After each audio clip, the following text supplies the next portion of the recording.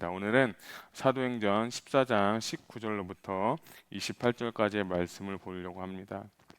자, 우리가 계속해서 사도행전을 보고 있는데 13장부터 이제 사도 바울을 통하여서 1차 전도 여행이 진행된 것을 우리가 계속해서 보고 있습니다. 그리고 오늘은 사도 바울이 1차 전도한 마지막에 있는 1차 전도 여행의 마지막을 우리가 볼 예정인데, 지난 시간에는 우리가 사도 바울이 두 마을로 가서 복음을 전했죠. 첫 번째는 이고니온이고 두 번째는 누스드라라는 곳에 갔는데, 어, 상반된 그런 반응들, 복음을 전했을 때 상반된 반응을 겪은 바울의 이야기를 우리가 지난주에 보았습니다. 이고니온 같은 경우에는 복음을 전하려고 하니까 거기 있는 모든 유대인들 그리고 귀부인들을 선동해서 돌로 치려 죽이려고 했다고 합니다. 자, 그래서 이 사도 바울이 이제 이고니온에서 벗어나서 루스드라라는 곳에 가서 이제 복음을 전했는데, 가자마자 이 다리 못 쓰는 사람을 고쳐주니까 이 루스드라 사람들이 이 바울은 제우스 그리고 바나바는 헤르메스라고 하면서 확 떠받들면서 이 바울과 바나바를 이렇게 칭송하는 모습을 볼 수 있습니다. 그래서 그것을 제거하면서 하는 모습으로 지난주까지 우리는 보게 되었습니다. 우리 먼저 19절 말씀을 한번 같이 읽도록 하겠습니다. 시작.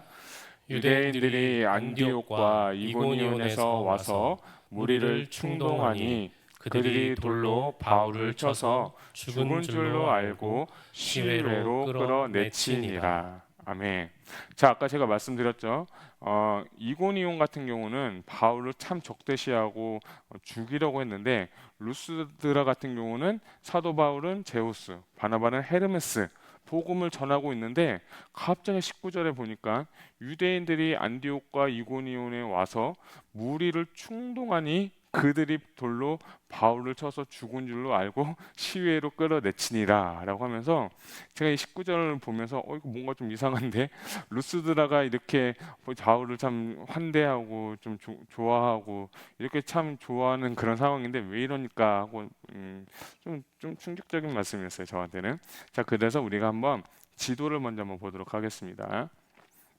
자, 지도를 보게 되면 아까 우리가 말씀 빨간색 보이죠? 자, 여기는 우리 안디옥이고 이고니온이고 루스드라가 있는데, 이 안디옥에서 루스드라 그리고 이고니온에서 또 루스드라라는 곳이 있는데, 여기 이 안디옥에서 이 루스드라까지 거리가 약 140마일 정도 된다고 합니다.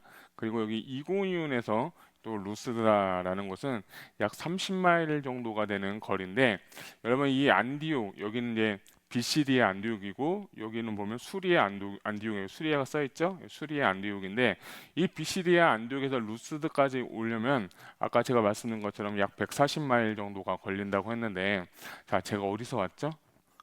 팜스프링 출신입니다. 팜데저트 출신인데, 자, 팜데저트에서 LA에서 팜스프링까지 제가 항상 이게 차를 운전하고 나면 한 약 120마일 정도가 걸려요. 120마일 정도가 걸려서 운전을 하고 70마일 정도로 가고 이제 프레일 타고 가면 한 2시간에서 2시간 반 정도 되는 거리가 아까 그 안디옥에서 루스드라까지 거리예요.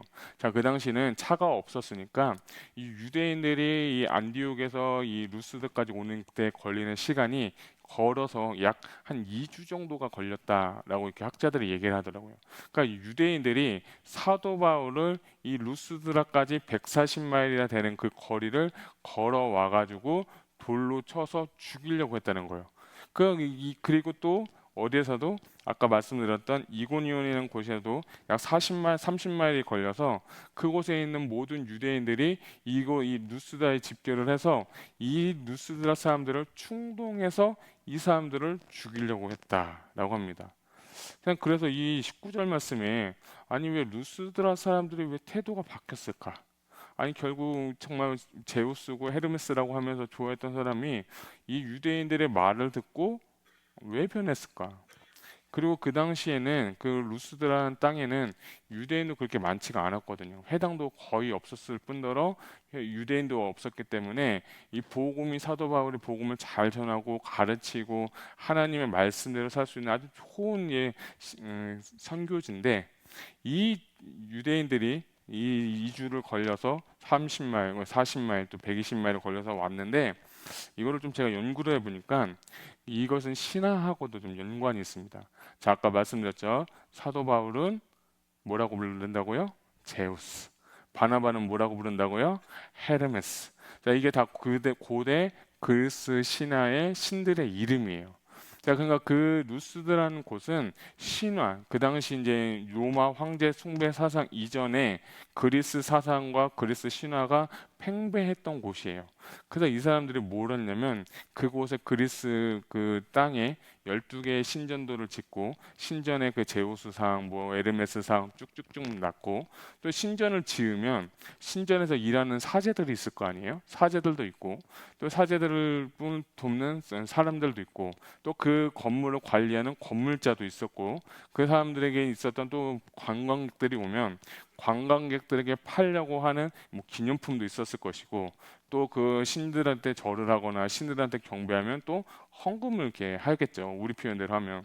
그래서 어쨌든 그 당시는 우상이 팽배했던 나라인데 이 유대인들이 와가지고 하는 얘기가 뭐냐면 사도 바울과 바나바가 너네한테 와서 너네 잘 된다고 하고 너네 도와주려고 한 게 아니라 결국에는 예수님이 너희를 잡아먹고 결국엔 너희 그 사람이 왕이 되어가지고 이 너희가 정말 돈벌이를 할 수가 없어. 이 말 유언비어 같은 그 말 한마디에 이 루스드라 사람들이 마음이 변해가지고 유대인들과 같이 합력해서 사도 바울을 돌로 쳐서 죽이려고 했다는 거예요. 제가 그걸 이렇게 연구하면서 야, 우리 신앙생활이 참 간사하다 그런 생각을 들었어요. 저는 이 한 절의 말씀 보면서 저희 주신 은혜는 뭐냐면 말을 하는 것도 중요하지만 내가 지금 무엇을 듣고 있느냐가 굉장히 중요하다는 것을 제가 발견하게 됐어요.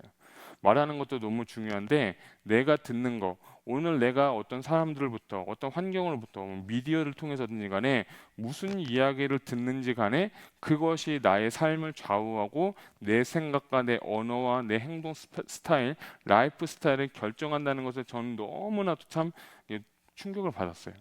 여러분, 오늘 여러분들은 무슨 소리를 들으셨습니까? 오늘 딱 하루만요. 일어나셔서 오늘 예배 전에 오기까지 무슨 생각, 무슨 언어, 무슨 말을 들었습니까? 미디어를 보면 뉴스가 많이 나오죠.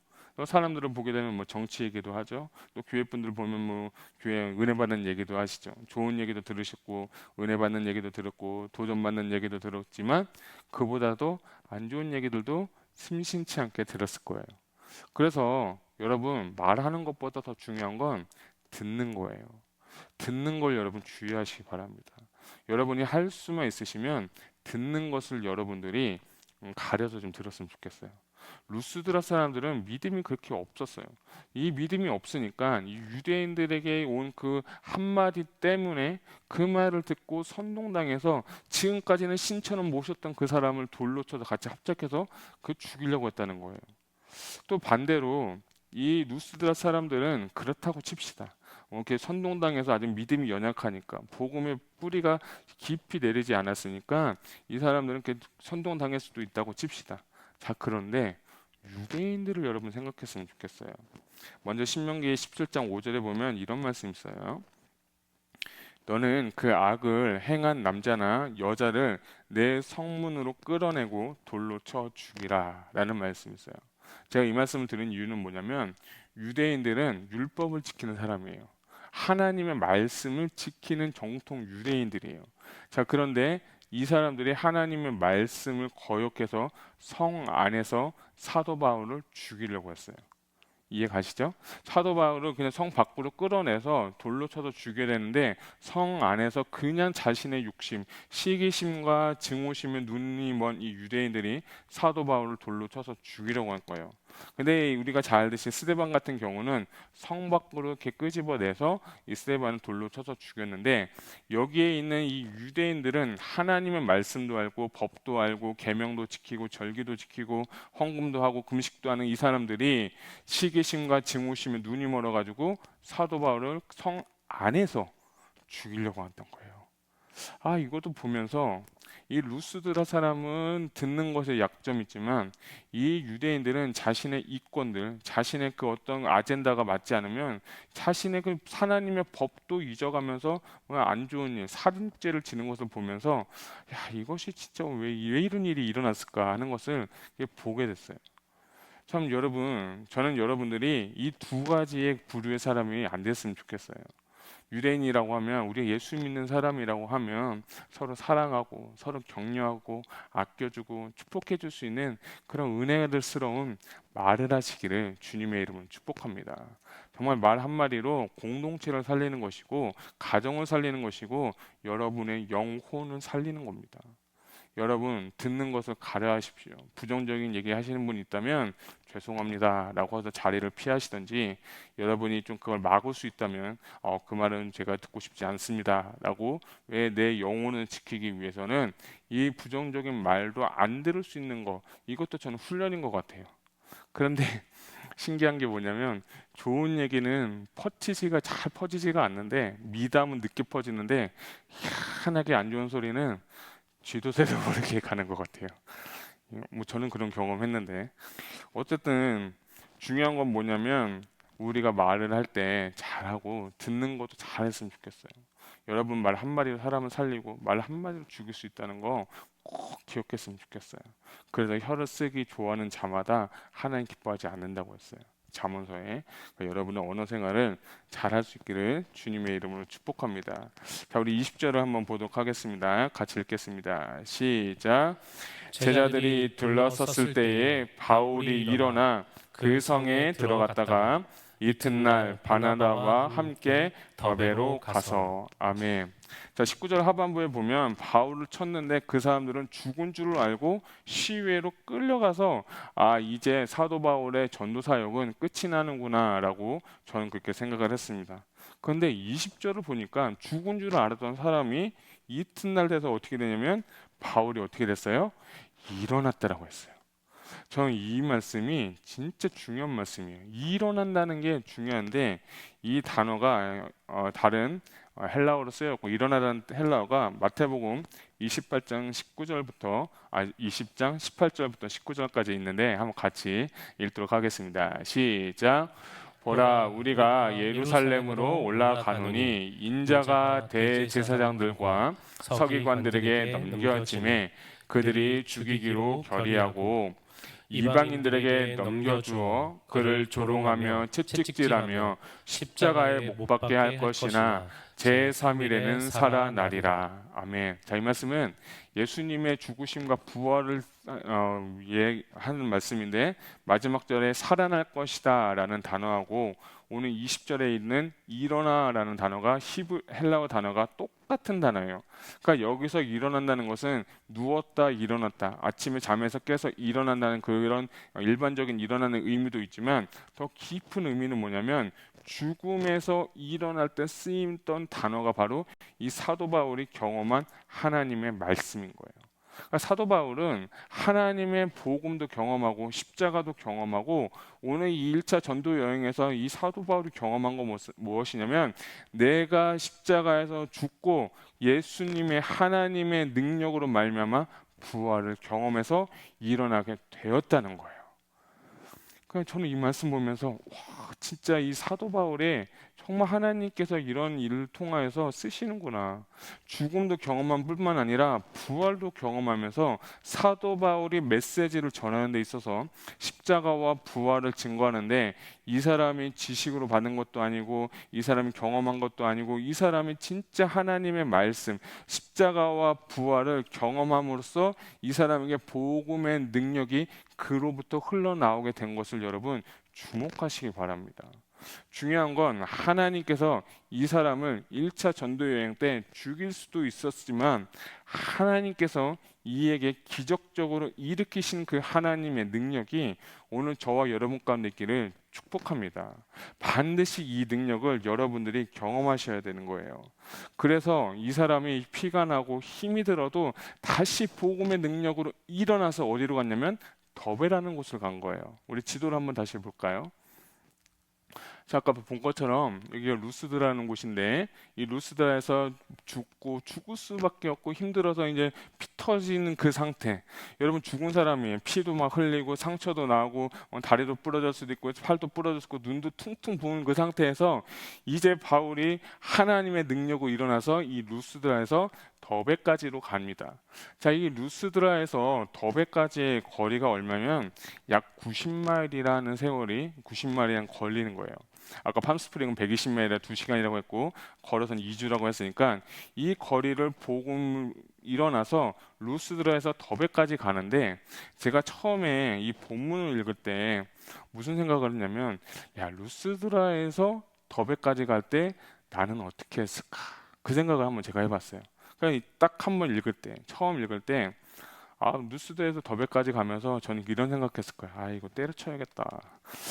이거 때려쳐야겠다. 내가 복음을 전하려고 했는데 이거 맞고 다니고 죽을 뻔하고 이거 그만해야겠다. 이거 하나님 살아계신 것 같지도 않고 하나님 역사하시는 것 같지도 않고 내가 복음을 전하고 능력을 전하고 다 좋은 일하면 하나님 도와주셔야 되지. 하나님 나 지켜주셔야 되지. 나 보여주셔야 되지. 이게 무슨 꼴이야 하면서 되게 원망하면서 터덜터덜 하면서 저는 갔을 것 같아요. 저는 그렇게 생각을 했거든요. 그렇게 또 봤고요. 근데 저는 이 19절, 20절에 일어나라는 단어, 아까 하나님께서 죽은 자를 살리신 그의 능력, 예수님이 죽었다 부활하신 그 살아나심을 이 사도 바울이 경험하고 나니까 이런 생각했을 거예요. 그래, 하나님 살아계신다. 하나님 역사하신다. 하나님 능력 있는 분이시다. 내가 죽을지라도 내가 맞아 죽을지라도 내가 90마일을 걸어가서 저 더베를 가가지고 내 몸이 망신창이가 되고 내 피가 철철 흐르고 눈도 붓고 다리도 부러지고 팔도 부러졌을지라도 내가 죽은 자 같을지라도 내가 반드시 저기 가서 더베에 가서 복음을 전하겠다는 그의 마음이 활활활 타올랐을 것 같아요. 왜냐? 죽었다 살아났기 때문이에요. 하나님께서 그를 살리셨기 때문이에요. 그 능력을 경험하니까 사도 바울이 이 더베에 가서 복음을 더 전하게 된 거예요. 저는 이것이 정말 우리가 경험해야 될 것입니다. 하나님은 이것을 통해서 우리가 깨닫게 하는 게 몇 가지가 있는데 첫 번째는 하나님의 주권이라는 것이고 두 번째는 하나님께서 우리의 앞길을 인도하신다는 거예요. 전도서 7장 14절에 보면 형통한 날에는 기뻐하고 곤고한 날에는 생각하라. 하나님 이 두 가지를 병행케 하사 사람으로 그 장래의 일을 능히 헤아려 알지 못하게 하셨느니라 라고 하면서 하나님의 주권과 내 삶 가운데 인도하신 그것을 경험하고 세 번째는 하나님의 복음을 전하고 할 때 성령의 역사가 강력하게 나타나면 사단의 역사도 강력하게 나타나는 것을 이 메시지를 통해서 하나님은 우리에게 보여주고 계신 거예요. 예수님 믿어도 아무 일 안 나고 예수님을 믿어도 안 믿는 분하고 별로 차이가 없으면요, 여러분이 신앙생활 한번 점검해 보셔야 돼요. 내가 진짜 예수님 믿기로 작정하고 예수님 때문에 살려고 하면 사단은요 꼭 여러분을 방해하고 무너뜨려요. 여러분 졸리신 것 같으니까 사단의 회의를 한번 말씀드릴게요. 어떤 이제 사단들이 모였어요. 이제 마귀들이 다 모여가지고 이제 회의를 하는데 이 대책회의가 열렸어요. 저 지금 예수 믿는 사람들이 너무 많아져서 그냥 큰일 났다고 하면서 이 사람들을 어떻게 하면 지옥에 가게 할까 하면서 많은 사람들이 이렇게 모였어요. 그래서 쫄병 사단이 와가지고 하는 얘기가 뭐냐면 저한테 좋은 아이디어가 있습니다. 이 사람들을 핍박을 하는 거예요. 아주 어렵게 하는 거예요. 예수 믿는 것 때문에 죽고 맞고 피 흘리고 막 이렇게 해가지고 고난을 주면 이 사람들은 절대로 하나님 못 믿게 할 겁니다 라고 할 거예요. 그러니까 막 옆에는 고참 이 마귀가 껄껄껄 웃으면서 막 웃는 거예요. 아이고 그러니까 너는 평생 꼴찌고 평생 병사지 하면서 이 얘기가 뭐라고 하냐면 그렇게 하면 더 믿어. 그렇게 하면 핍박이 오고 환란이 오면 더 믿는다니까. 내 방법을 잘 따라해. 이 사람들한테 핍박하고 환란 주고 그럴 필요 없어. 더 잘되게 해. 더 좋게 해. 더 즐겁게 만들어. 더 사이좋게 만들어. 그러면 이 사람들이 어려움이 없으니까 하나님을 찾지 않아. 이것이 나의 방법이야 라고 했습니다. 여러분 이건 두 가지의 신뢰지만 두 가지 다 동일한 거예요. 어떤 사람은 어려움 때문에 예수님을 버릴 수도 있고 어떤 사람은 내가 좀 먹기도 편하고 살기도 편하니까 예수님을 버릴 수 있는 거예요.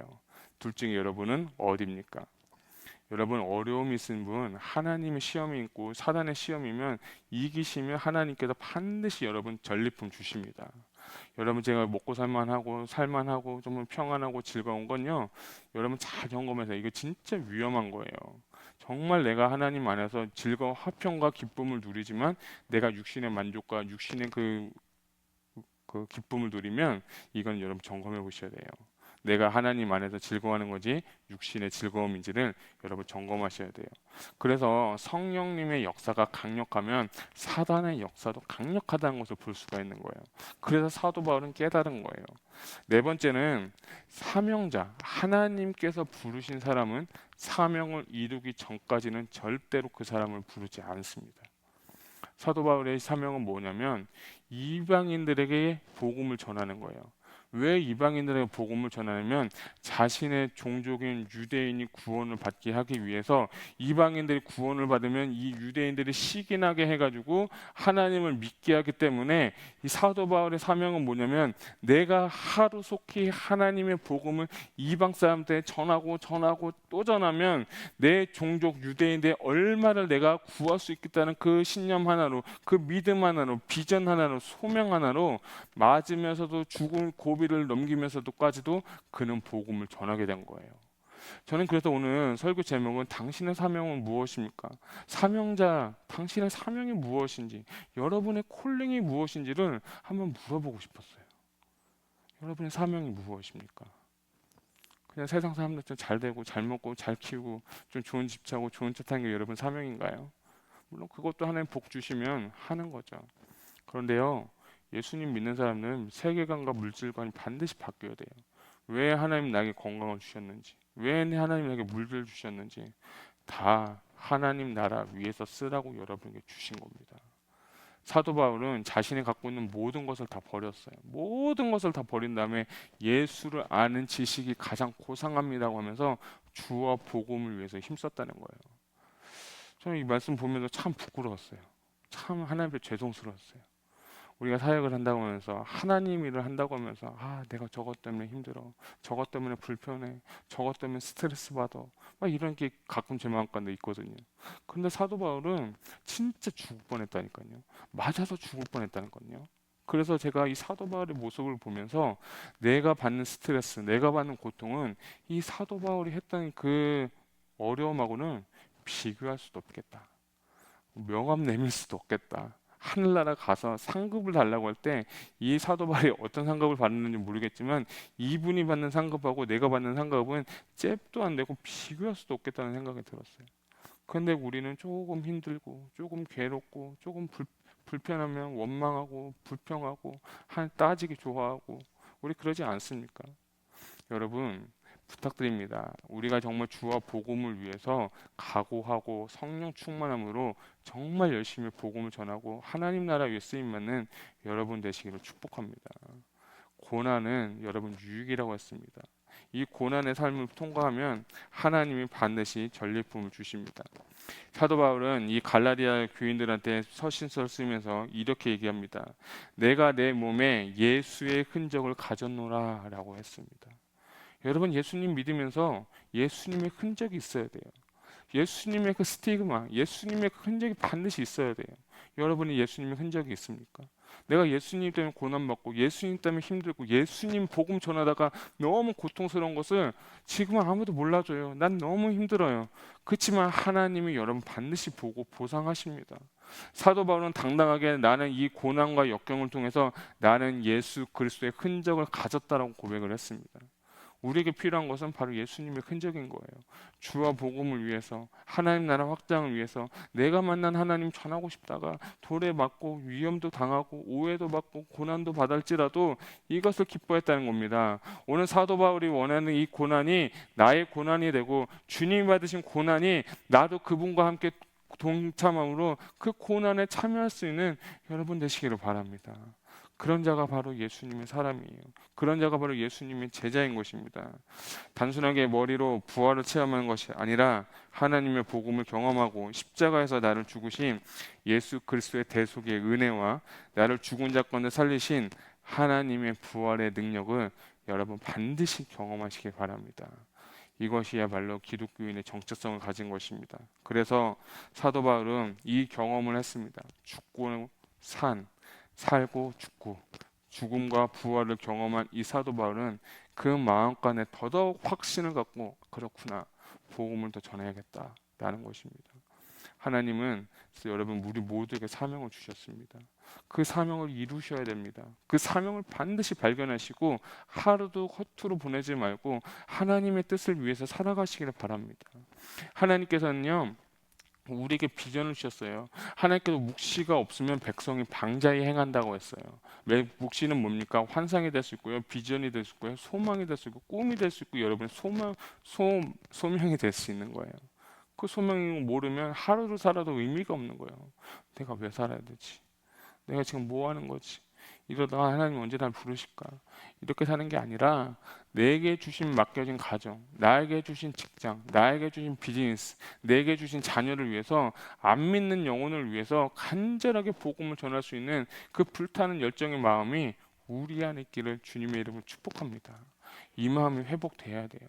전도하라고 하는 게 아니라 진짜 은혜 받으면, 하나님 내 안에 계시면 견딜 수 없는 그 마음이 여러분 가운데 있게 되는 거예요. 그러다 보면 하나님이 역사하십니다. 하나님이 도와주십니다. 하나님 일을 하면 하나님께서 여러분의 일을 책임져 주십니다. 하나님 그것을 믿으시기 바랍니다. 그것을 경험하시길 바랍니다. 그럴 때에 비로소 우리 안에 믿음이 생기는 겁니다. 그런 은혜가 여러분께 있었으면 좋겠어요. 하나님은요, 하나님 우리가 온전히 그분을 의지하길 원하세요. 온전히 그분을 의지하길 원하세요. 왜 고난이 유익인지 아십니까? 하나님께서 우리 삶 가운데 왜 연단을 주시고 고난을 주시는지 아십니까? 그 고난을 통해서 하나님만 의지하기 위해서 하나님은 그 고난과 연단을 주신다는 거예요. 하나님은 딱 하나 원하는 게 있는데, 그게 뭐냐면 당신을 온전히 의지하기를 원한다는 거예요. 내 생각, 내 계획, 내 방법, 나의 선호하는 것들, 나의 학력들, 나의 외모, 이런 것을 의지하면요, 하나님의 능력은 더 줄어들 거예요. 근데 그런 것을 벗어버리고 내가 하나님을 의지하면 의지할수록 하나님의 능력은 더 나타나게 돼 있는 거예요. 그래서 약할 때 강하게 되는 것입니다. 하나님은 가난한 자를 들어서서 부유한 자를 부욕해 하고, 어리석은 자를 들어 쓰셔서 지혜롭게 하는 자를 부끄럽게 하시는 겁니다. 이것이 하나님의 능력인 것입니다. 이것을 경험하는 우리 여러분 되시길 축복합니다. 자, 우리 21절과 22절 같이 읽겠습니다. 시작. 복음을 그 성에서 전하여 많은 사람을 제자로 삼고 루스드라와 이고니온과 안디옥으로 돌아가서 제자들의 마음을 굳게 하여 이 믿음에 머물러 있으라 권하고, 또 우리가 하나님의 나라에 들어가려면 많은 환난을 겪어야 할 것이라 하고. 아멘.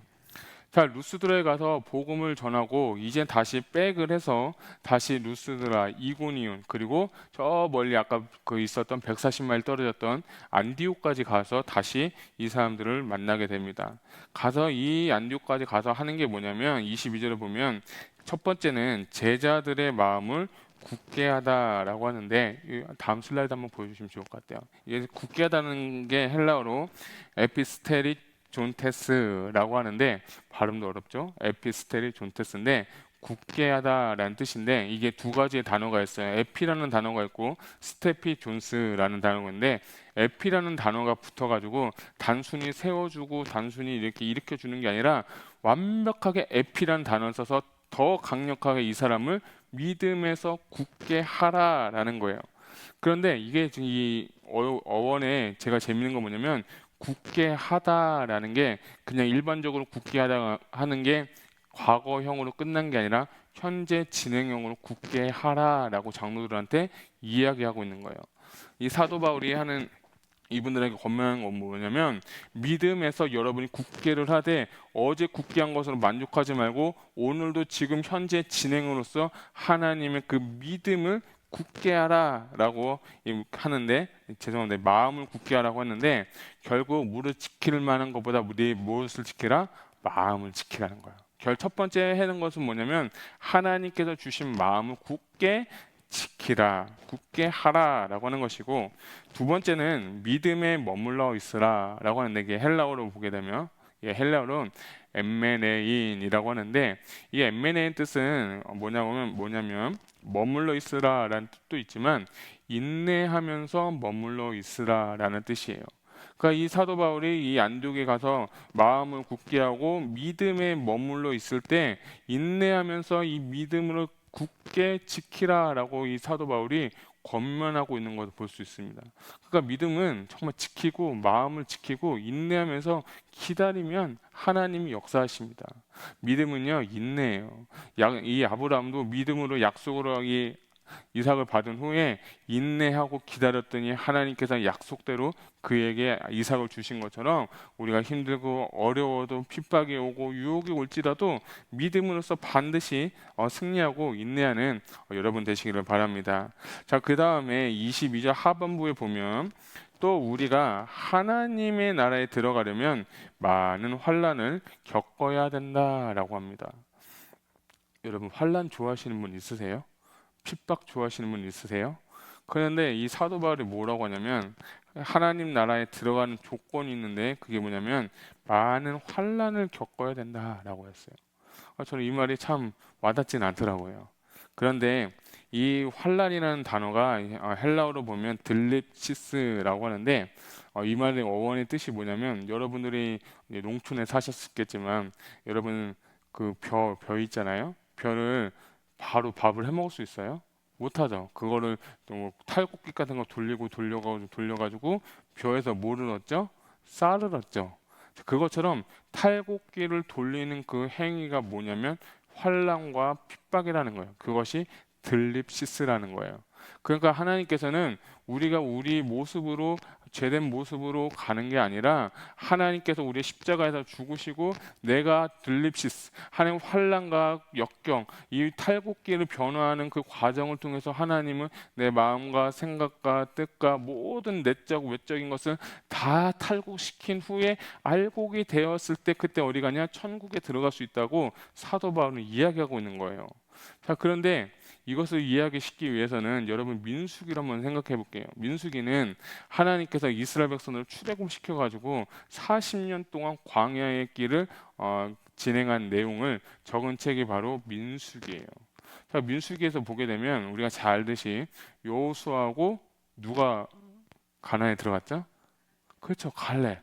그 수많은 60만의 남자 중에 어떤 분은 200만의 그 모든 이스라엘 백성 중에 딱 2명 1세대 중에서는 딱 2명만 여호수아와 갈렙만이 어디에 갔어요? 가나안에 들어간 거예요. 가나안에 들어갈 때 이스라엘 백성들이 광야에서 훈련할 때 원망하고 불평하고 하나님 신뢰하지 못하니까 그 사람들은 그 광야에서 다 죽었어요. 40년 동안 뺑뺑뺑뺑 돌다 다 죽고 2세대만 들어가게 된 거예요. 저는 이걸 보면서 하나님께서 우리를 지금 연단시키는 이유는 뭐냐면 우리 하나님께서 여러분의 믿음을 지금 하나님께서 여러분은 둘립시스 환난을 주시는 이유는 뭐냐면 지금 우리의 마음을 연단시키고 있다는 거예요. 우리의 믿음이 더 정금같이 되기 위해서 환난과 역경을 통해서 하나님의 주님의 신부로 만들고 여러분을 지금 연단시키면서 천국에 들어가게 된다는 거예요. 그래서 여러분 하나님께서 여러분을 환난을 주고 역경을 주고 연단을 주는 건 감사하시기 바랍니다. 조금 힘들죠. 조금 어렵죠. 괴롭죠. 그렇지만 우리가 믿음의 눈으로 볼 때 이것이 환난과 역경을 통과한 후에는 하나님께서 나에게 더 좋은 것을 주실 것이란 믿음을 가지고 우리가 신앙생활을 한다면 천국에 들어가서 환난을 지난 후에 그렇게 들어가서 하나님과 영원한 나라에서 주님과 누릴 줄로 믿습니다. 자, 그래서 사도 바울이 환난과 역경을 갖고 죽었다 살아난 사람이 다시 그 자기를 핍박했던 그 어느 곳 이 안디옥에 가서 복음을 전했을 때 모든 사람들이 다 놀랐을 거예요. 아니 정말 몇 달 전만 해도 이 사람이 정말 멀쩡했는데 이제 정말 수없이 매맞고 온 사람의 그 모습을 보면서 약해진 모습을 보면서 사도 바울의 그 환난을 당한 모습을 보면서 그 사람을 통해서 하나님은 복음을 전하게 했다는 거예요. 그곳에서 하나님께서 제자들을 세우시고 그곳에서 하나님은 장로들을 세우시고 하나님은 그를 통해서 교회들을 세우게 되었다는 거예요. 그러니까 여러분, 우리는 각자의 삶 가운데서 사명을 갖고 제자를 삼는 저와 여러분 되시기를 주님의 이름 축복합니다. 어제는 우리 저희 교회에서 제자학교가 이렇게 열렸습니다. 제가 잠깐 인도를 했는데 그 오리엔테이션 하면서 제 마음 가운데 와닿은 문구들이 있어서 좀 나누고 싶습니다. 교회는 세상으로부터 부름받은 하나님의 백성들의 모임입니다. 동시에 세상으로 보냄을 받은 그리스도의 제자입니다. 성도님들은 단지 예배만 드리는 사람들이 아닙니다. 하나님의 뜻을 이 땅에서 실현하는 사람들이 바로 사명자들입니다. 제가 이거를 좀 이렇게 제자 학교 하시는 분들하고 이렇게 나눴는데요. 저는 참 은혜가 됐던 건 뭐냐면 하나님의 뜻을 이 땅에서 실현하는 사명자들입니다라는 이 문구가 제 마음에 확 와들었어요.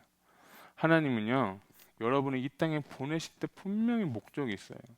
분명히 계획이 있어요. 그것을 발견하고 사시는 분하고 발견하지 못하시는 분하고는 하늘과 땅 차이예요. 뜻이 하늘에서 이루어진 것 같이 땅에서도 이루어지라는 말씀처럼 하나님은 우리 모두에게 당신의 뜻을 이미 여러분 삶 가운데 부어주셨어요. 하나님은 당신이 우리가 그냥 세상에서 허영부영 사는 게 아니라 제자로서 하나님의 뜻을 이루기 위해서 우리를 보내셨다는 그 믿음, 확신, 사명이 오늘 다 여러분 가운데 회복되기를 바랍니다. 반드시 회복되셔야 돼요. 회복될 때 내가 오늘 하루를 살아도 한순간을 살아도 한 시간을 살아도 내가 정말 하나님 뜻대로 살기 때문에 방황하지 않는 거예요. 시간 낭비하는 게 아니에요. 우리가요, 인생은 70이고 80이라고 하지 않습니까? 제가 여러분보다 나이는 적지만 제가 이렇게 살아보니까 시간이 정말 빨리 가는 것 같아요. 어제 주일이었는데 벌써 제가 수요일인 걸 보고 깜짝 놀랐어요. 그리고 내일이면 벌써 또 주일이겠나 하고 그런 생각을 해보니까 시간이 너무 빠른 것 같아요. 그 시간이 빠른데, 시간이 빠르다는 건요, 이제 주님 볼 날이 얼마 안 남았다는 거예요. 주님이 오실 날이 얼마 안 남을 수도 있고요, 주님이 우리를 부를 날이 얼마 남지 않았다는 거예요. 여러분, 주님이 여러분을 부르십니다. 부르실 때 과연 여러분은 무엇을 드리겠습니까? 반드시 여러분들이 하나님 앞에 소명 갖고 오늘 하루 꼭 사셨으면 좋겠습니다. 자, 23절 같이 읽겠습니다. 시작. 각 교회에서 장로들을 택하여 금식 기도하며 그들이 믿는 주께 그들을 위탁하고. 아멘. 자, 이 사도 바울의 전도 전략은 몇 가지가 있는데 그것 중에 하나는 뭐냐면 교회를 세웠다는 거예요. 교회를 세운 다음에 그 교회 안에 리더십을 세웠다는 거예요. 리더십을 세워서 위탁했다라는 말이 있는데, 자, 여기서 23절에 나오는 장로님들은 요즘 우리가 말하는 그 장로님들이 아니라 쉽게 우리 표현대로 생각하면 목사님들이에요. 사역자들이에요. 그래서 연구를 좀 보게 되면 여기에 있던 이 사도 바울이 장로님들을 세울 때 어떤 분들을 세웠냐면 그 당시 유대인이면서 예수님 믿고 성령 체험해서 거듭난 사람, 율법주의자가 아니라 말씀은 알지만 예수님 믿어서 부활을 경험한 유대인들 중에 개종된 크리스찬이 바로 그때 이 장로님으로 세워졌다고 하는 거예요. 그러니까 이 사람의 특징이 두 가지가 있는데, 첫 번째 뭐냐면 말씀에 능통한 사람이에요. 그러니까 유대인이니까 말씀, 그 당시 모세오경은 아주 능통한 사람이에요. 자, 말씀만 잘한다고 되는 게 아니라 두 번째는 뭐냐면 사도 바울이 이야기한 십자가와 부활을 경험한 사람들이 바로 장로의 자격이 될 수 있는 거예요. 그러니까 말씀을 많이 한다고 되는 것도 아니고 또 성령만 충만해서 되는 게 아니라 말씀과 성령과 말씀이 같이 가는 사람을 사도 바울이 선별하고 뽑아서 장로님으로 택해서 교회의 리더십으로 세웠다는 거예요. 자, 이걸 보면서 제가 그렇구나. 리더들은 어떻게 보면 우리 다 여기 계신 분들 다 우리 리더시잖아요. 말씀과 변화도 인도하시고 그룹 장로님도 하시고 작은 목자도 하시고 다 리더잖아요. 그러니까 리더의 역할은 여기서 이 사도행전을 보게 되면 여러분이 말씀과 성령에 능통한 자가 되시길 바랍니다. 이것이 먼저 선행이 된 후에 사역해도 늦지가 않습니다. 말씀과 성령, 성령과 말씀으로 이 받쳐지지 않으면 사도 바울은 그 교회의 장로님으로 목사님을 세우지 않고 리더십을 세우지 않았듯이 오늘 우리가 배우는 것은 뭐냐면 모든 리더십 분들에게 하나님의 은혜와 능력, 말씀이 강하게 되시기를 주님의 이름으로 축복합니다. 그래 여러분 말씀도 많이 읽으셔야 되고요. 기도도 열심히 하셔서 성령 충만하셔야 되는 거예요. 성령만 강조하면요. 우리가 좀 이상하게 빠질 수도 있고요. 너무 말씀만 강조하면 또 율법주의적으로 빠질 수 있는 거예요.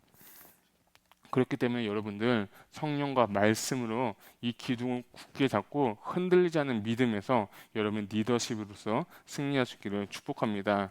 그래서 여러분들 말씀과 성령, 성령과 말씀 충만했으면 좋겠습니다. 자, 24절부터 28절까지는 읽지는 않지만 이 사도 바울이 다시 자신들을 파송했던 수리아 안디옥, 여기 비시디아 안디옥이고 수리아 안디옥인데 수리아 안디옥으로 다시 파송하면서 이 사도 바울이 복음을 사도 전도 보고를 하는 것을 볼 수 있습니다. 그래서 27절 보면 그들이 이르러 교회를 모아 하나님이 함께 행하신 모든 일과 이방인들에게 믿음의 문을 여신 것을 보고하고 제자들과 함께 오래 있으니라 라고 하면서 자신의 1차 선교 보고를 하면서 약 한 몇 년간 더 2차 선교 나가기 전에 뭐 있었다 머물렀다 라고 하시더라고요.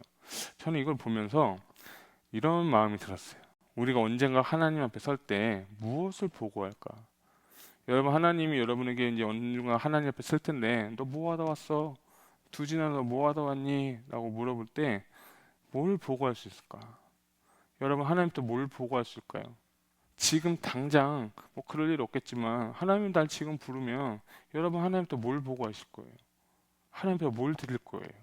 하나님께 뭘 하나님께 드리고 싶어요? 저는 이 말씀 보면서 참 저한테는 개인적으로는 참 두려운 마음이었어요. 하루를 살아도 똑바로 살아야겠구나. 하루를 살아도 하나님 뜻대로 살려고 노력을 애쓰고 몸부림쳐야겠다는 생각이 들었어요. 아까 말씀드렸죠. 하나님은 여러분 이 땅에 보낼 때 괜히 보낸 게 아닙니다. 다 목적이 있어서 보냈어요. 그 목적과 부르심을 이루고 나서 하나님 앞에 서서 칭찬받는 귀한 종들이 되시기를 바랍니다. 하나님은 여러분 다 지금 보고 계세요. 그때 우리는 무엇을 드리겠습니까? 여러분 오늘 주어진 삶에서 하나님 나라 확장하고 쓰임 받아서 영광 돌리는 저와 여러분 되시기를 주님의 이름으로 축복합니다.